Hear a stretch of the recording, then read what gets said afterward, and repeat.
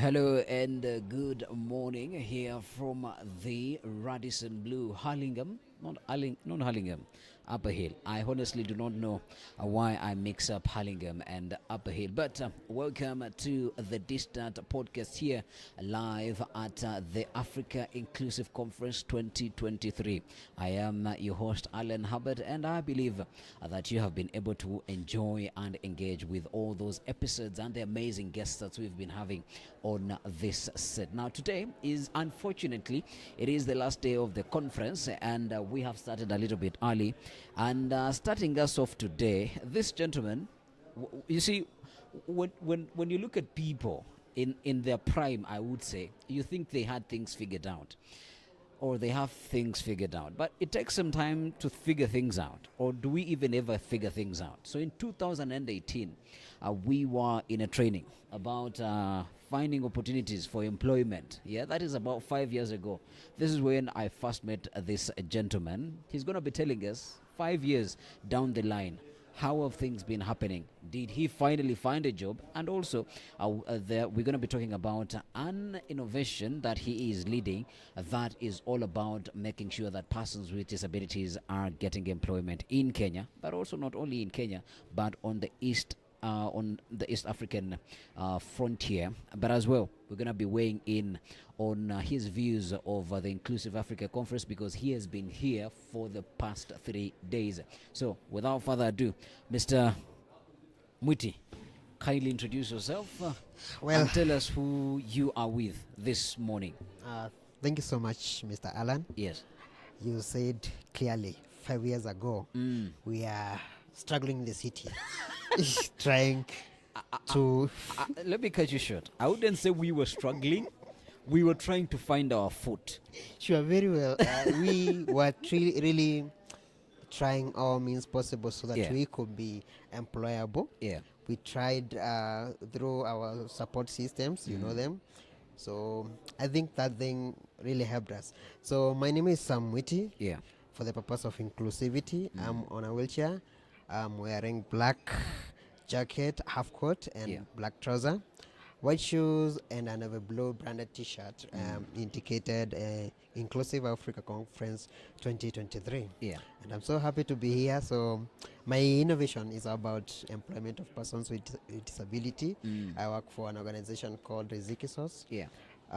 This is a social enterprise that uses technology.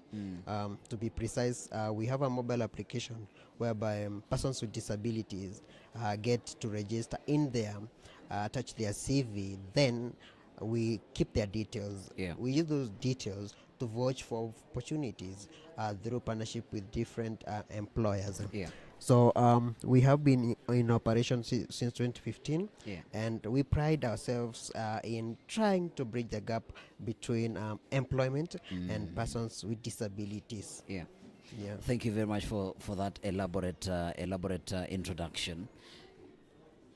Allow me take you back 5 years ago, and also in contrast with the work that you do right now. In the journey that we were looking for a footing, how was it for on your end? Because every person interacts with this journey differently. For yourself, paint a picture for us. How was it, and how did you finally sort of get delivered and landed your job? Well, personally, I can regard myself among the lucky people in the disability sector to get employment right after graduation. So this is how it happened. Immediately after graduation, I got an invitation to attend a soft skills training by an organization called Sight Savers. We attended the training for about 3 weeks. Yeah. So immediately after the training, the same organization tried to link us with opportunities. Yeah. So somebody by the name Sarah Wangombe sent me a poster that she had seen on Facebook. They required, the organization required 2 intern brand ambassadors. So I said intern. So I tried my luck. I gave it a shot. I was invited for the interview. So the interview was not as easy, but courtesy of Sarah and the Sight Savers Inclusive Futures project, I was prepared. They prepared me in advance, and I was so comfortable to present myself to the interviewing panel. I did it well. I can say I did it well because I secured the opportunity as an intern. So after the internship that took place for about 6 months, paid intern. So my employer was impressed by my work. So I was confirmed as the communications officer. Yeah. So that is from an intern to the overall head of communications in that organization. So for me, I must say, through preparation, through mentorship, and maybe collaborations, that's why maybe my doors opened at a very young age. By the way, I got the job at 24. So yeah, that's how I am here. Pretty amazing. I honestly don't know what I was doing at 24 with my life. Maybe schooling or traveling all over the world. Oh, no, I could not afford it then. Yeah. But the your friends that you went to school with, and the friends that you might hold in your circle, definitely people with disabilities. In our circle, there is a person with a disability. Definitely. What did they make of their journey, and what does their journey look like? Because you've said, as you've rightly put it, that you were lucky that out of school into internship, into a training opportunity, out of any training opportunity into internship. After 6 months, the employer was like, I'm not going to lose this personnel, or I'm not going to lose this employee. Let me give them an opportunity. For persons with disabilities, which I believe you also got to engage with in your work, A lot. who have not gotten such opportunities that you've gotten, what is their journey? So how is their journey like? Well, being in an organization that deals with job seekers with disability, Yeah. and myself, for some time, was a job seeker. It's not easy. It's not a walk in the park for a person with disability to convince employer to actually get that opportunity to present his or her credentials to the potential employer. Why? The attitude. So whenever you see a person on a wheelchair coming to your company to present Their papers. your papers, even after that job was advertised, the first thing that lingers in their mind is, this is a beggar attitude. So for many of those I have interacted with, they have never been given an opportunity to interview. Yeah. That doesn't mean this person is not qualified. These people have excellent skills. Yeah. These people are loyal to the employers. Let me tell you the reason why I can say persons with disability are loyal. Yeah. Let's look at this example. A person with vision impairment. Yeah. You employ him right now. This person requires a guide to bring him to the office. Yeah. He has his software JAWS on his laptop. Yeah. So when others maybe want to go to for lunch, this person is busy working, because first thing first, if you want to go loiter around, you need a guide. Yeah. You don't want to be a burden to the society. So most of the time you'll be dedicated to your work. Again, these people are loyal because the struggles, the hustle and bustle they Of even face, getting that job. When They get it, they're not going to play around they with it. will stick to that job and play well they will do it with diligence, and definitely these people will deliver well. So I must say, job seeking as a person with disability, it's quite hectic. Yeah. And the only thing that can be addressed here is the attitude, and try to sensitize the employment sector and ensure that the regulations, the laws, like 5% representation of persons with disability in every sector of the economy is adhered to.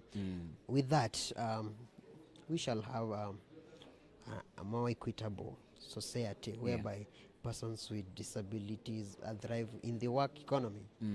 Yeah. Absolutely. And I want to dwell this whole conversation on what you've been saying. You got a training opportunity. Not many persons with disabilities get these training opportunities. From the point of Riziki Source, how, or from even your point of view, how can we make sure that these training opportunities are available for persons with disabilities? And also the name that you mentioned, Sarah Wangombe. Are there any other Sarah Wangombes in the industry that are willing to hold the hands of persons with disabilities and say, okay, when you're ready for an interview or when you apply for a job, call me. I'll be able to take you through the interviewing process and I'll be able to make you ready to go and face the panelists at the interview. What should we do to make sure that these opportunities are available? Well, I'll speak from my organization's point of view. Yeah. So, as a social enterprise, we take job seekers with disabilities through these trainings to make them work ready. Yeah. Why? So, if you, because we have a database whereby all the details about job seekers Yeah. are kept, we ensure every year at least thrice we train per session 50 candidates who in one way or another they are they have graduated, they have skill set, but they cannot comfortably maybe present themselves to an interviewing panel or write good CVs. So these trainings, both virtual and in person, Yeah. have equipped over, okay, from the number that we have as at now, Yeah. 1,500 job seekers with disability. These are a group of people who I'm sure before the training, even if they were invited to an interview, the CV could not even land them to the interview first thing Yeah. first. But we are glad 489 out of 1,500 Yeah. have secured opportunities, and that is internships, apprenticeships, Yeah. and even job opportunity in different organizations. So you asked about other Sarah Wangombes, Yeah. and by the way, shout out to Sarah Wangombe. She is a very important person in my life. Yeah. Shout out Sarah. Yeah. So yes, they are.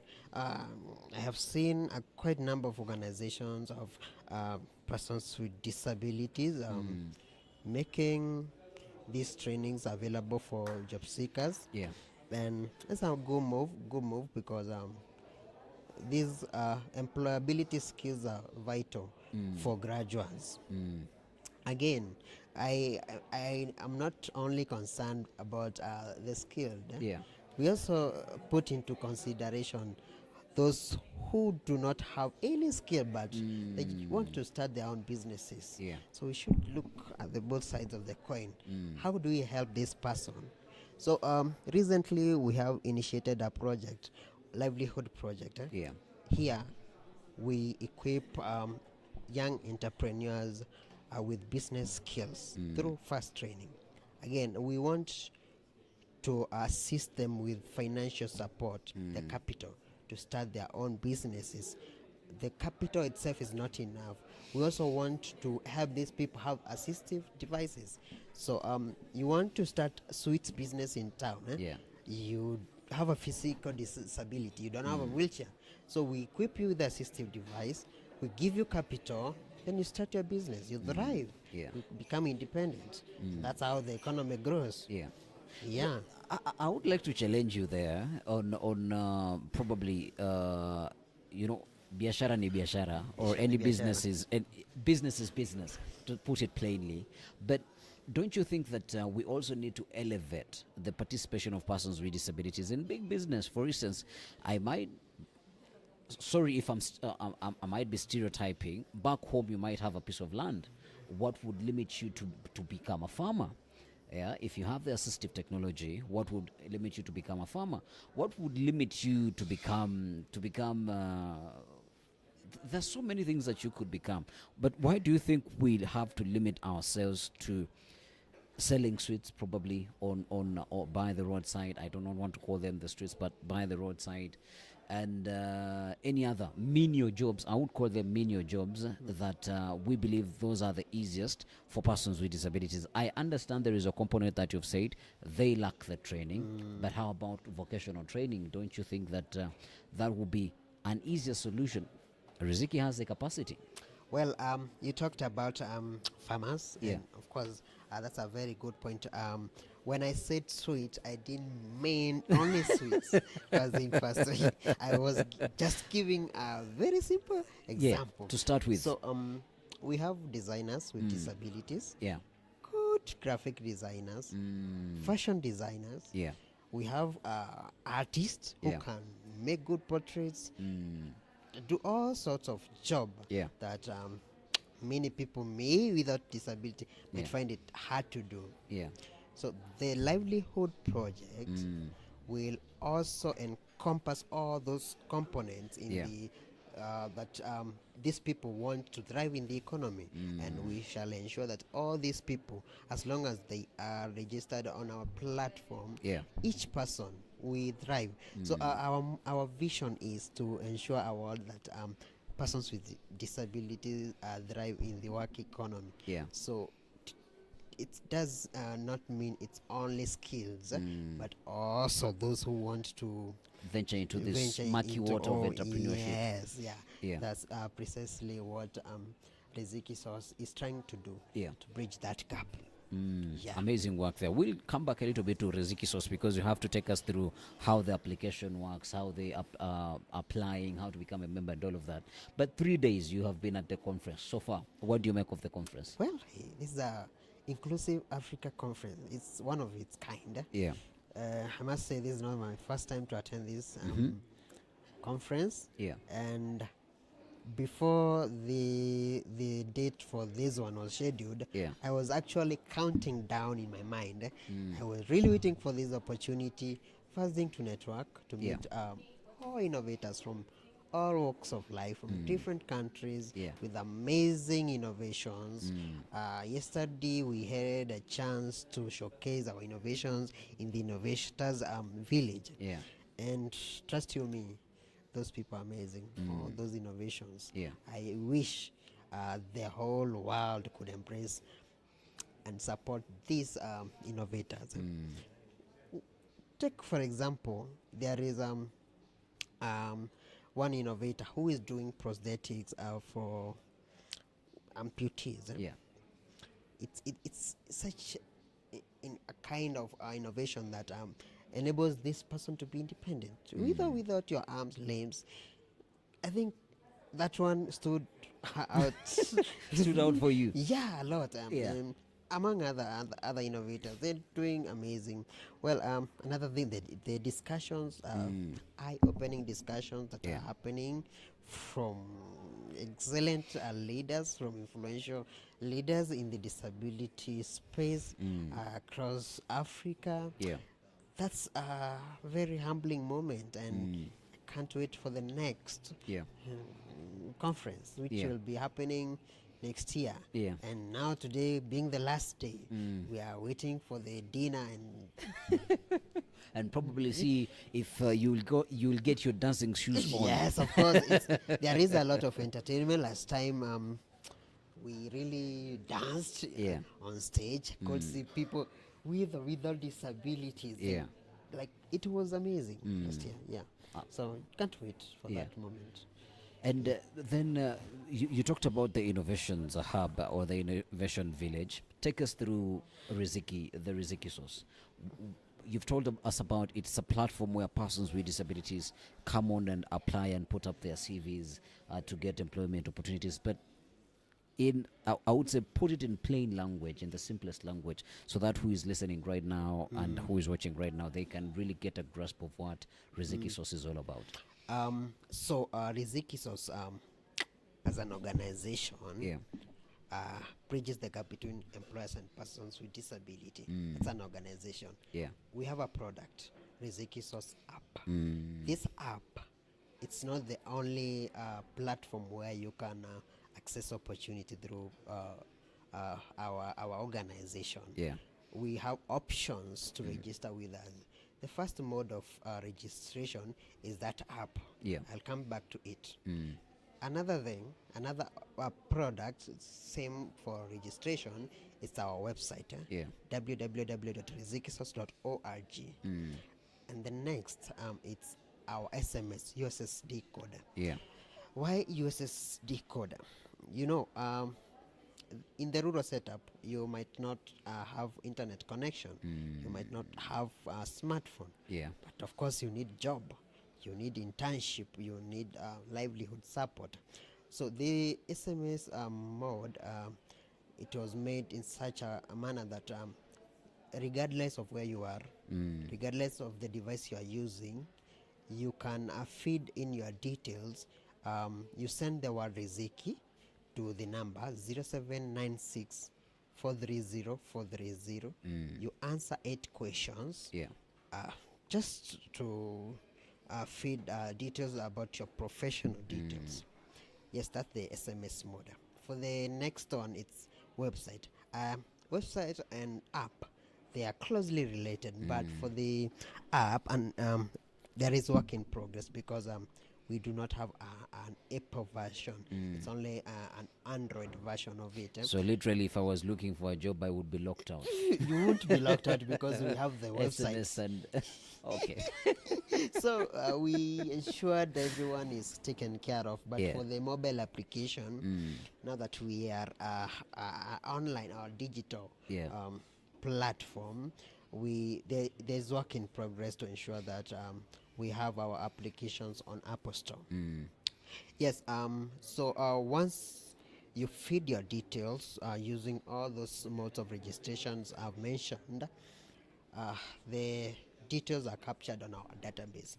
This database is actually an encrypted system whereby it's run by one person. Why? We don't want people's information being exposed to anybody because of those people who take advantage. Yeah. Sometimes back, a job seeker called us and said he has been asked to pay 5,000 shillings in order to get a job from XYZ company, which was not true. So if we expose the cartels, let me call them cartel, Yeah. fraudulent people will take advantage of job seekers with disability. Remember, these people are vulnerable. They do not even have that cash. We are trying to uplift them so that they can at least raise the money to sustain themselves and their families. So once the details are captured, so by the way, I didn't mention the interventions we do with the employers. So we don't just deal with persons with disabilities. Our methodology that we use, it's a unique one called twin track method, whereby the first track, it's persons with disabilities. We develop their skills, make them job ready, and also to mentor them. The second track is employers. First thing first, the most important thing that we give to employers, and by the way, they don't give us a favor. We favor them because we give them skilled, diverse workforce, Yeah. disabilities. Most of them approach us and tell us, you say we don't employ you. Where are these people? We tell them, we have a platform with over 1,500 persons with disabilities. We give them CVs. These people are skilled. So that's one thing that we do to employers. Again, we also train them on disability mainstreaming. How do you make this place accessible for a person with visual impairment? How do you make this place accessible for a deaf person? All sorts of disabilities. That's another component we do with employers. Again, the regulations, they don't understand that it's a requirement, 5% representation of persons with disabilities. And another thing that stood out through our trainings or our engagement with these employers, look at this, at it this way. I employ a person on a wheelchair. Yeah. Our building doesn't have A ramp or A ramp even or an a elevator. lift, an elevator. Yes. So they ask us the costs of installing these assistive maybe the accommodations. ramp. Yes, reasonable accommodation. Thank you. supersedes the gain they get from this employee. But that's not true because the Kenya Revenue Authority, they have what we call tax rebates. This happens when, if you use this amount to adjust this place to suit a person with disability, let's say for example you have used 500,000 and you understand every organization they remit corporate tax. So if you present that amount you pay to the KRA, you will be waived from the corporate tax that you were supposed to pay to the tune of that amount you used. So there is no loss because it cancels out. You use, you get waived. So those are some of the things that we make employers sensitive about. Yeah. Interesting there. So you've rightly mentioned that there is 3 ways that you can register on the Riziki Source app. There is the SMS, there is the website, and also there is the application. I understand there are a number of applications that are providing such services as Riziki, but what do you think Riziki Source is different from all these other service providers, given that the National Council for Persons with Disabilities also has a portal and several other organizations. What puts and what cuts Riziki Source up apart from those other applications? From the case studies that we have done, or majority of the job sites are not accessible. Why? The mode of passing information about job vacancies, Yeah. it's not accessible. Say, for example, you put out a poster and you don't give a description. How do you expect a person with vision impairment to internalize and tell this kind of opportunity is best fit for me? Yeah. So for us, Riziki Source, we tried to come up with solutions to ensure it doesn't matter where you are, the information about job opportunities, internships, news about disability space, it gets to the intended person in an accessible format. So we actually feel that our app is unique because of the accessibility component, and it's easy to navigate through the app. Yeah.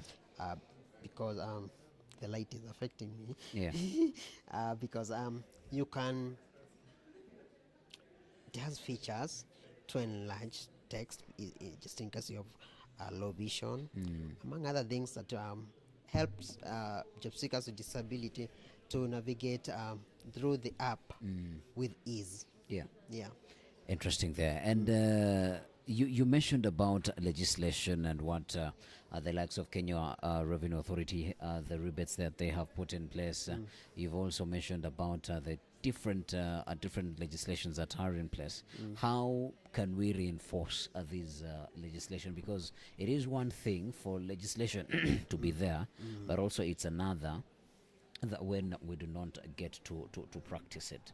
What do you think should be done to make sure that this regulation indeed gets to do what it needs to do?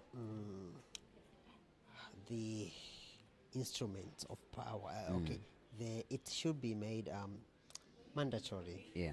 Because it should not be an option to employ a qualified person with disability. It should be made compulsory that you don't need to discriminate this person because of this and that. Yeah. And there are rules are there, 5% representation of of persons with disabilities. You'll find an organization is there, even government agency. Yeah.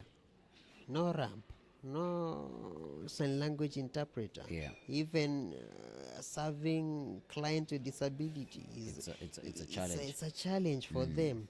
Now it should be made compulsory. First thing, ensure that places, the government, the offices, everywhere it's accessible. Second thing, ensure that there is equitable employment the HR policies in organizations. Why, if you have 100 employees without disability, at least have 5% of the total workforce. Yeah. So implementation should be made compulsory in order to achieve the sustainable development goals. Yeah.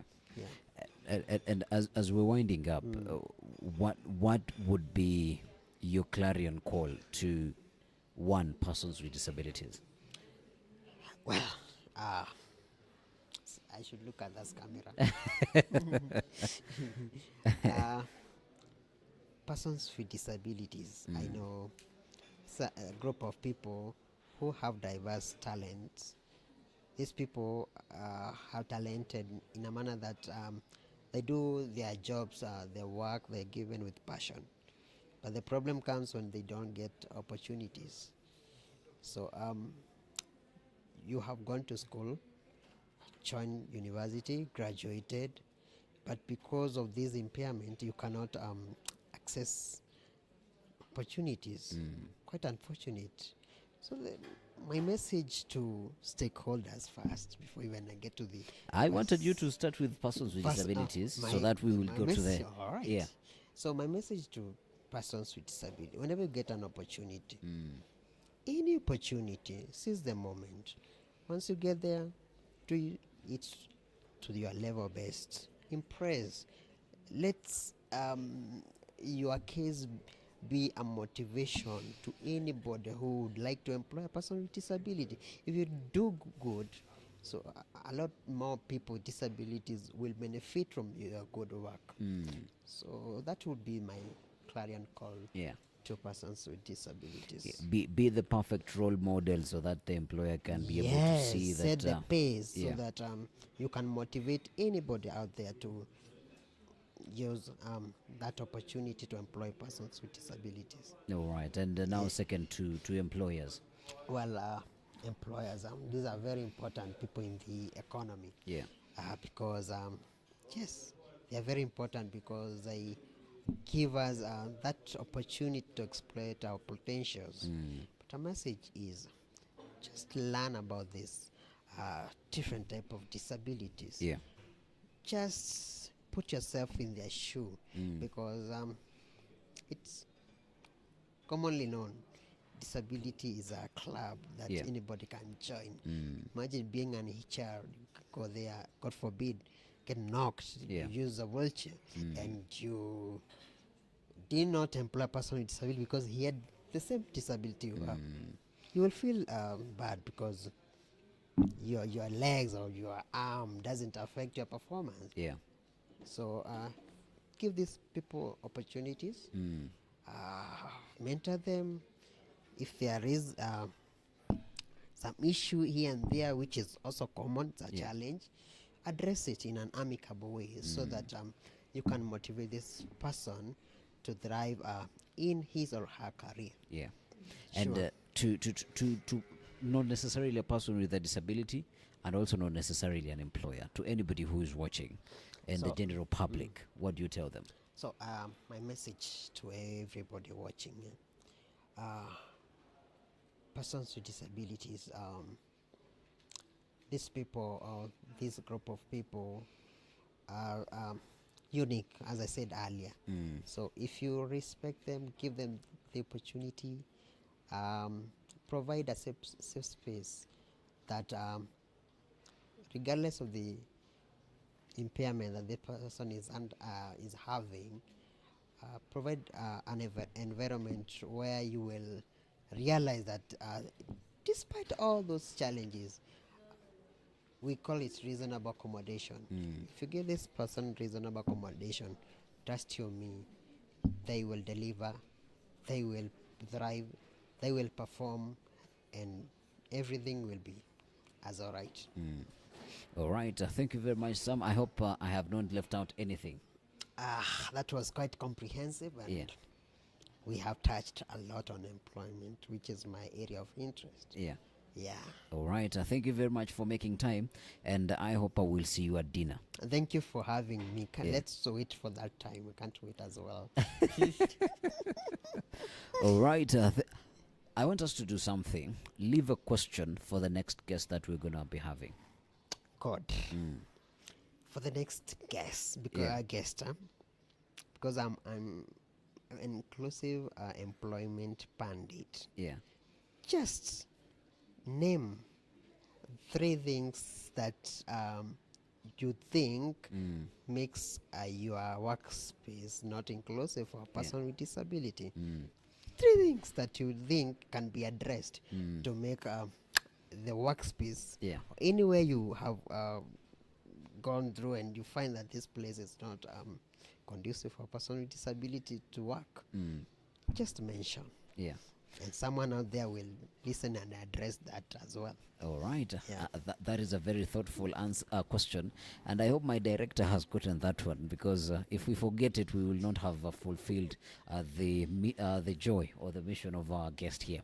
Thank you very much for making time, and also, dear viewer, thank you very much for watching and sticking through this conversation. We're gonna take a break. When we come back, we're coming back with another guest, and you've heard there is a dinner. We might be bringing you some live coverage as well, so don't you go anywhere. We'll be back.